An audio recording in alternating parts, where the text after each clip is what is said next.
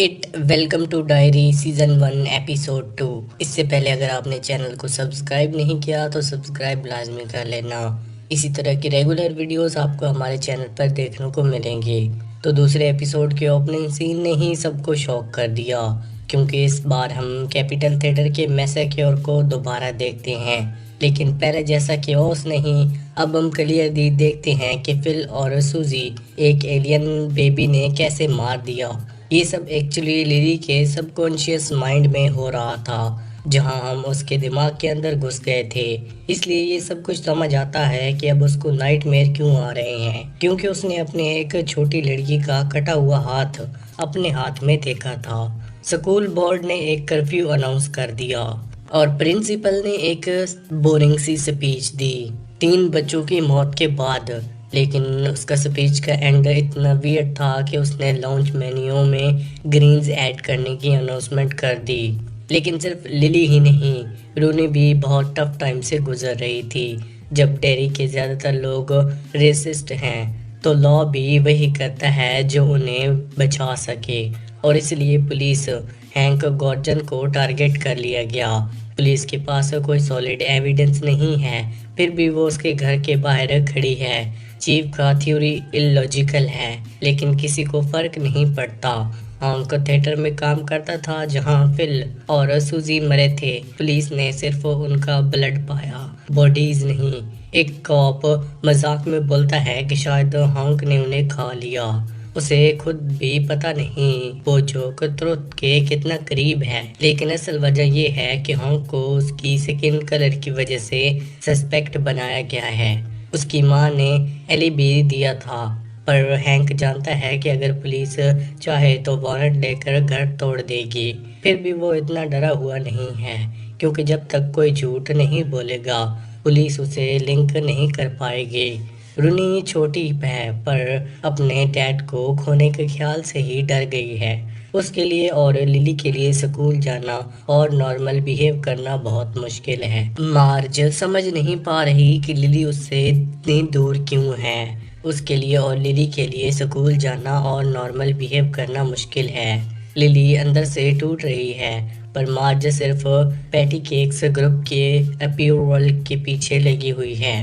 Patty जो उस group की लीडर है, इतनी इंश्योर है कि जब सब मार्ज के जोक्स पर हंसते हैं तो वो उसे नीचा दिखाने लगती है। मार्ज अपनी पोटेंशियल बर्बाद कर रही है गर्ल लोगों को इम्प्रेस करते हुए, पर ये डेयरी है। यहाँ लोग कभी कभी चॉइसेस नहीं लेते। रूनी के डैड और दादी उसे बहुत प्यार करते थे, पर उसकी दादी थोड़ी ज़्यादा लाउड है। वो पुलिस की अनफेयर बिहेवियर पर चिल्लाती है और ये सब रूनी भी सुन लेती है। उसे डर लगता है, लेकिन वो कुछ नहीं कर सकती, और यहीं से फियर पेनीवाइज के लिए रास्ता खोल देता है। रूनी अपनी लेट मदर की फोटो देख रही होती है जब वो अचानक वो चादर जिसमें लिपटी हुई है एक जॉइंट बॉम्ब बादल जाती है। ये एक क्रीपी और सिंबॉलिक सीन है, जैसे उसका जन्म दोबारा हो रहा हो, पर एक नाइटमेयर के फॉर्म में। फिर वो एक मॉन्स्टर विजन में अपनी माँ का देखती है, जो उसे कहती है कि उसकी मौत के लिए रूनी ही जिम्मेदार है। शायद रूनी की माँ उसके पैदा होने के वक्त मर गई थी, और यही गिल्ट उसके सबकॉन्शियस में छुपा हुआ था। रूनी हिम्मत दिखाती है, वो अपने दांतों से अम्बोलिकल कॉर्ड तोड़ देती है, जैसे अपनी गलती को छुपा रही हो। फिर पूरा बेड एक मॉन्स्टर मॉम में बदल जाता है, जो उसे खा जाने वाली होती है। बस उसी वक्त रोनी का डैड रूम में आ जाता है और उसकी जान को बचा लेता है। लिली के पास ऑलरेडी इतनी टेंशन है कि वो और प्रॉब्लम्स नहीं चाहती, स्पेशली उन 3 बच्चों के गायब होने के केस में फंसना नहीं चाहती थी। डेरी के लोग पुलिस की गलतियों के लिए उन्हें कभी जिम्मेदार नहीं ठहराते। हर दिन मिसिंग बच्चों की फोटोज बढ़ती जा रही हैं। एक फोटो तो सिंबॉलिक भी है। एक मिसिंग बच्चा कोलियन वुड अपनी फोटो में कंधे पर एक टॉय क्लाउन रखे हुए है और पीछे मॉन्स्टर प्लेनेट है। देखा जाए तो फोटो खुद मॉन्स्टर क्लाउन लिख रहा है, जैसे किसी ने पेनीवाइज के आने की हिंट दे दी हो। और वैसे भी इट अब डेरी में आ चुका है। वो लोगों के दिल की ठंडक, उनकी बेइंसाफी और उनके फियर से फीड लेता है। लिली और रूनी अपनी प्रॉब्लम्स पर बात कर रही होती हैं और उस टाइम कुछ लड़कियां पैटी केक्स चिल्लाती हैं जैसे उन्हें किसी और की प्रॉब्लम से मतलब ही नहीं। रूनी को लिली से गुस्सा आ गया क्योंकि लिली ने पुलिस को एलियन मॉन्स्टर बेबी के बारे में सच नहीं बताया।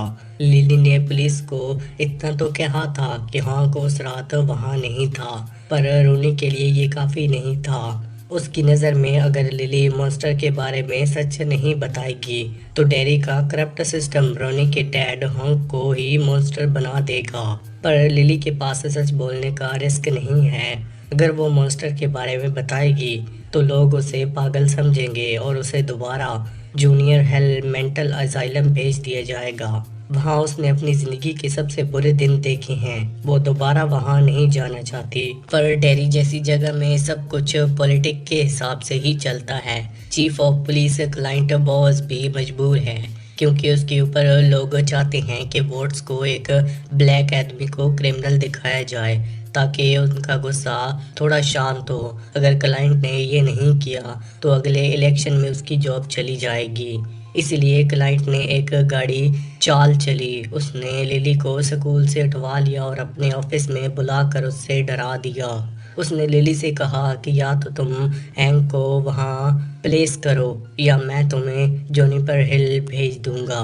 एक छोटी सी लड़की के पास क्या ही चॉइस बची थी। लिली दिल से अच्छी बच्ची है, वो रूनी और उसके पापा को बचाना चाहती थी, पर जब बात अपनी जान और आज़ादी की हो तो इंसान मजबूर हो जाता है। तो फाइनली क्लाइंट के प्रेशर में आके लिली ने वही जवाब दिया जो उसे देना चाहिए था, जिससे पुलिस को हैंक का अरेस्ट वारंट मिल गया।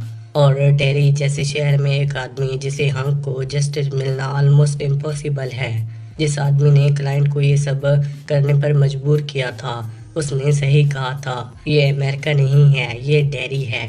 डेरी एक ऐसी जगह है जहाँ रेसिज्म, डर और दिखावा सब एक ही सिस्टम में घुले मिले हैं। लॉरी और उसकी वाइफ चार्लेट नए नेबर्स बने हैं, पर उनके आसपास के लोग एक ब्लैक फैमिली को पसंद नहीं करते। वो अपनी रेसिज्म खुलेआम नहीं दिखाते, पर चार्लेट जब बाजार जाती है सब लोग ऑकवर्ड स्माइल करते हुए और घूर घूर कर देखते हैं। चार्लेट को तब और अजीब लगता है जब वो देखती है कि पार्क में एक पॉल बेनियम स्टेट लगाया जा रहा है। डेरी फिजिकल जगह है, पर स्टीफन किंग ने सच ही दिखाया है। लोग एक फेक वाइट हीरो का स्टैचू बना रहे हैं अपनी हिस्ट्री को गुनाह छुपाते हुए। पॉल बेनी एक मैथिकल जिसके बारे में कहा गया है कि उसने नदियां और शहर बनाए, जबकि असल में ये कहानी उन इंडिशियस लोगों की एग्जिस्टेंस को भूल जाने का तरीका है। कुछ लोग स्टैचू के खिलाफ प्रोटेस्ट कर रहे होते हैं और डेरी के लोकल को कोई प्रॉब्लम नहीं। चार्लेट एक बुचर स्टैन कैरेज से मीट लेने जाती है और वो स्टेट को कूल आइडिया बोलता है, और ये नाम क्रैश सुना तो याद आता है, क्या ये मिस्टर क्रैश से रिलेटेड है? वही क्रीपी और हॉरिफाइंग मॉम जो इट चैप्टर 2 में बेयरली को डराती है और कहती है कि वो पेनीवाइज की बेटी है। पक्का कनेक्शन तो नहीं पता, पर स्टैन खुद भी थोड़ा वियर्ड है। चार्लेट को और शौक तब लगता है जब वो देखती है कि कुछ बच्चे एक लड़के को मार रहे हैं और वो उन्हें कोई भी रोक नहीं पा रहा।